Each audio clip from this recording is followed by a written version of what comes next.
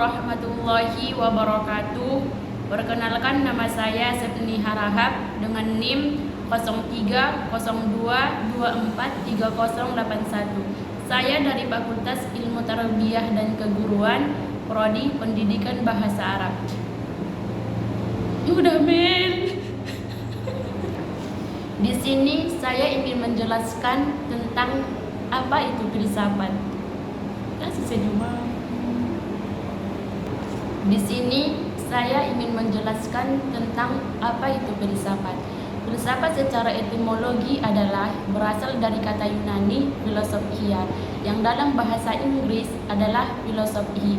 Lazim diterjemahkan sebagai cinta kearifan, yang akar katanya ialah philos atau philia yang bermakna cinta dan sophia yang bermakna kearifan.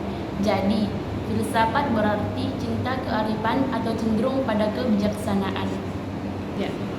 Nah, sebelum melihat definisi yang dikemukakan para ahli, ada baiknya kita memahami terlebih dahulu kesalahpahaman orang-orang dalam mengartikan filsafat ini, sebagaimana yang telah dijelaskan oleh John Henrik Raffler, yaitu 1.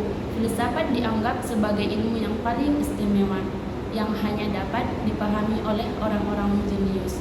2. Filsafat adalah sesuatu yang serba rahasia, mistis, dan aneh. 3.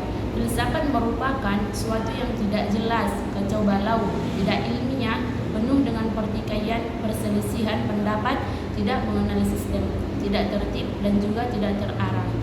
Dari 3 poin yang dikemukakan oleh John Henrik Raffler memberikan sebuah pemahaman bahwa hingga saat ini pemahaman mengenai masih sering diartikan oleh masyarakat. Makanya tidak heran selalu dianggap sebagai ilmu yang sulit dan tidak penting untuk dipelajari. Oleh karena itu, para ahli meluruskan pengertian dari filsafat yang tidak disangkakan oleh sebagian masyarakat. Penting untuk dipahami, terkhusus kepada para mahasiswa, untuk memberikan gambaran yang benar tentang pengertian filsafat tersebut. Menurut Tacitus, filsafat mengandung 4 pengertian, yaitu 1. Satu sikap hidup dan tentang alam semesta. 2. Filsafat yaitu satu metode pemikiran reflektif dan penyelidikan akal. 3. Filsafat yaitu satu perangkat masalah. 4. Filsafat adalah satu perangkat teori atau isi pikiran. Dan masih banyak pengertian-pengertian filsafat yang dikemukakan oleh para ahli seperti Plato, Aristoteles, Immanuel Kant, dan para ahli lainnya. Adapun cara berpikir filsafat adalah 1. Radikal atau disebut dengan berpikir sampai ke akar permasalahannya. 2. Sistematik, yaitu berpikir secara logis. 3. Universal atau berpikir secara menyeluruh. Dan 4. Spekulatif, berpikir terhadap kebenaran. B. Objek material dan objek formal dalam filsafat. Objek material filsafat adalah segala sesuatu yang menjadi masalah filsafat. Setidak-tidaknya 3 permasalahan pokok, yaitu hakikat alam, hakikat manusia, dan hakikat Tuhan. Sedangkan objek formal filsafat adalah satu kesatuan dalam melakukan aktivitas kefilsafatan tersebut. C. Cabang-cabang filsafat. 1. Ontologi atau keberadaan.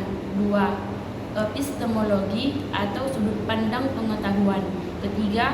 Metodologi atau cabang filsafat yang membahas mengenai metode ilmiah seperti observasi, hipotesis hukum, teori, dan susunan eksperimen, dan lain-lain. 4. Logika, yaitu mempelajari kajian yang sistematis. 5. Etika, yaitu mengenal tindakan baik dan buruk. 6. Estetika, yaitu membahas mengenai keindahan. D. Ciri-ciri berpikir ala filsafat.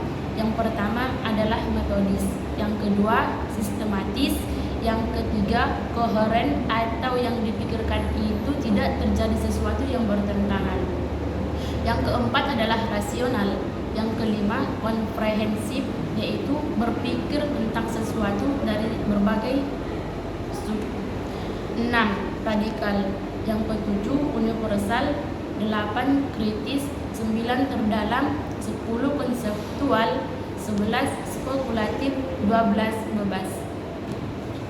Sejarah perkembangan Yunani. 1. Filsafat Rais atau filsafat alam, yang merupakan filsafat pertama dalam sejarah filsafat Yunani, di mana perhatian para filsufnya masih fokus kepada alam.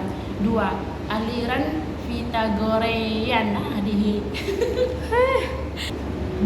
Aliran Pitagorean, yaitu yang mana filsafatnya berdasarkan kepada agama yang dikenal sebagai sebuah tarekat atau suatu aliran mistisisme. Yang ketiga, aliran pluralis. Aliran pluralis adalah berdasarkan dari pemikiran para filsuf sebelumnya. 4. Aliran atomis, yaitu berlandaskan pada persoalan yang terpecahkan oleh para filsuf terdahulu. Kelahiran kembali. Kelahiran kembali merupakan sebuah masa atau fase yang menurut orang barat adalah masa kebangkitan peradaban setelah sekian abad mereka tertidur pulas. Tokoh utama dalam masa ini adalah Francis Bacon, yang merupakan seorang filsuf yang berkebangsaan Inggris. Francis Bacon lahir di London pada tanggal 22 Januari 1561 Masehi. Beliau merupakan anak terakhir dari 8 bersaudara dari pasangan Sir Nicholas Bacon dan Anne Tuke. Ayahnya adalah seorang Kristen Protestan yang taat dan pengacara terkenal pada masa pemerintahan Ratu Elizabeth. Beberapa pemikiran utama dari Francis Bacon adalah: 1. Ilmu pengetahuan adalah kekuasaan. 2. Filsafat harus dipindahkan dari teologi, bukannya dicampur sebagaimana skolatisme dan lain-lain.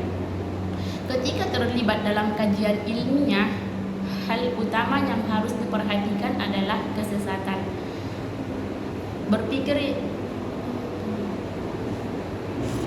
Berpikir ala Francis Bacon diistilahkan dengan 4 berhala.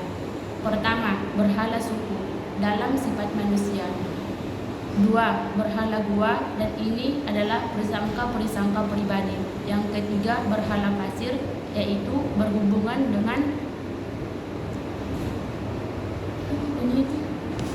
3. Berhala pasir, yaitu berhubungan dengan tirani-tirani kata-kata kesulitan. Yang keempat, berhala teoter, yaitu yang berkaitan dengan sistem-sistem berpikir yang harus dihindarkan oleh para ilmuwan. Sekian penjelasan saya tentang filsafat ini. Saya ucapkan terima kasih. Wassalamualaikum warahmatullahi wabarakatuh.